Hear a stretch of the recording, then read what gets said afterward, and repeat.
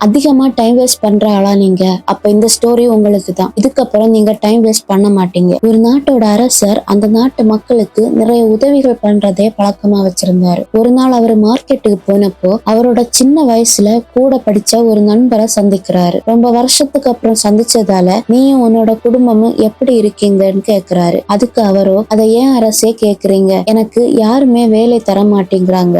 என்னால எந்த வேலையுமே ஒழுங்கா பண்ண முடியல. நான் என்ன தப்பு பண்றேன்னு எனக்கு தெரியல அப்படின்னு சொல்றாரு. அதுக்கு அரசர் சொன்னது என்னன்னா, உன்னுடைய கஷ்டம் எனக்கு புரியுது. இன்னைக்கு சூரியன் அஸ்தமனம் ஆகுறதுக்கு முன்னாடி என்னோட அரண்மனைக்கு போ. உனக்கு எவ்வளவு தங்கம் வேணாலும் எடுத்துக்கோ அப்படின்னு சொல்றாரு. இத கேட்ட அவருடைய நண்பனும் இந்த சந்தோஷமான விஷயத்த அவரோட மனைவி கிட்ட சொல்ல ஓடி போறாரு. இத கேட்ட அவரோட மனைவியும் சரி உடனே போய் எடுத்துட்டு வாங்க அப்படின்னு சொல்றாங்க. அதுக்கு இவரும், இப்போ எனக்கு ரொம்ப பசிக்குது, நீ டிஃபன் ரெடி பண்ணு, நான் சாப்பிட்டுட்டு அதுக்கப்புறமா கிளம்புறேன்னு சொல்றாங்க. கொஞ்ச நேரத்துக்கு அப்புறம் நிறைய சாப்பிட்டதால இவருக்கு தூக்கமும் வருது. சரி இன்னும் டைம் தான் நிறைய இருக்கேன்னு தூங்கவும் செய்யறாரு.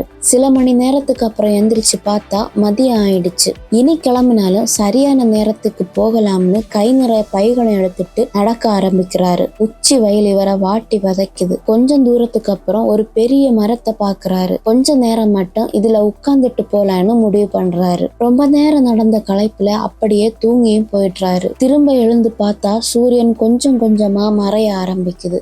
இத பார்த்ததும் தலை தெறிக்க அரண்மனைக்கு ஓடி போறாரு. அரண்மனை வாசலும் இழுத்து மூடப்படுது. இவரு அரண்மனை வாசல்லையே கதறி அழ ஆரம்பிக்கிறாரு. அப்போ அவருடைய அரச நண்பன் அவருடைய தோல்ல தட்டி கொடுத்து சொன்னது என்ன தெரியுமா? என்ன தப்பு பண்ணேன்னு உனக்கு தெரியுதா? நம்ம வாழ்க்கையில நேரத்துக்கு மதிப்பு கொடுத்தாலே எதை வேணாலும் சாதிக்க முடியும். நான் இன்னைக்கு கொடுக்கணும்னு நினைச்ச தங்கத்தை விட நீ இன்னைக்கு கத்துக்கிட்ட பாடம் விலை உயர்ந்தது.